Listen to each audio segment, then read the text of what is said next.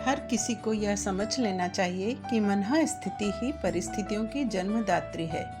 चेतना के स्वस्थ स्तर का प्रमाण परिचय विचार प्रवाह के आधार पर आंका जाता है। साधनों की न्यूनाधिकता ही अनुकूल प्रतिकूल परिस्थिति के नाम से जानी जाती है। पंडित श्री राम शर्मा आचार्य जी। पुस्तक का नाम विचार क्रांति अपने समय की सबसे बड़ी आवश्यकता। पुस्तक परिचय। मत बन रगरे मानव कस्तूरी वन वन खोजन को, अंतस में सर्वस्व मिले भटके काहे जग जग को। विज्ञान की प्रगति के संग जहाँ सुख सुविधाएं बढ़ी हैं, वहीं मानव दुर्बुद्धि के कुचक्र में फंसता जा रहा है। वह सभी समस्याओं का हल भौतिकता में खोज रहा है, जबकि सारी खुशियां तो अंतस में समाई हुई हैं।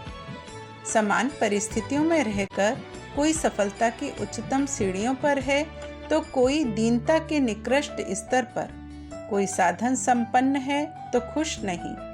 कारण बस एक ही है कि हम खुशियां बाहर खोजते हैं, पर वो हमारे विचारों में है। जब हम मन से दुखी और निराश होते हैं तो अनेक प्रश्न हमारे मन मस्तिष्क पर प्रहार करते हैं, जैसे क्या है सच्चे सुख का आधार, कैसे बदलें हम अपनी परिस्थिति, क्या साधनहीनता दुख का कारक है, प्रत्येक साधन संपन्न व्यक्ति सुखी क्यों नहीं है।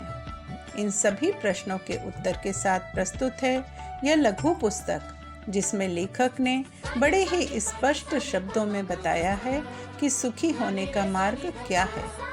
पुस्तक के कुछ अंश। पहला, मन स्थिति प्रेरणाओं का प्रवाह पैदा करती है। दूसरा, विचार विकृति बुरी तरह हर किसी को सताती और गिराती है। तीसरा, चिंतन ही कर्म में परिणत होता है।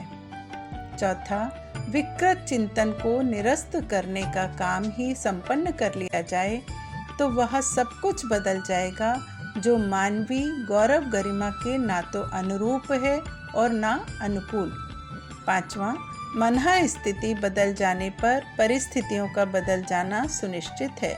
छठा, लेखनी और वाणी का स्वाध्याय और सत्संगों का आधार समान रूप से महत्वपूर्ण है। पुस्तक के कुछ बिंदु।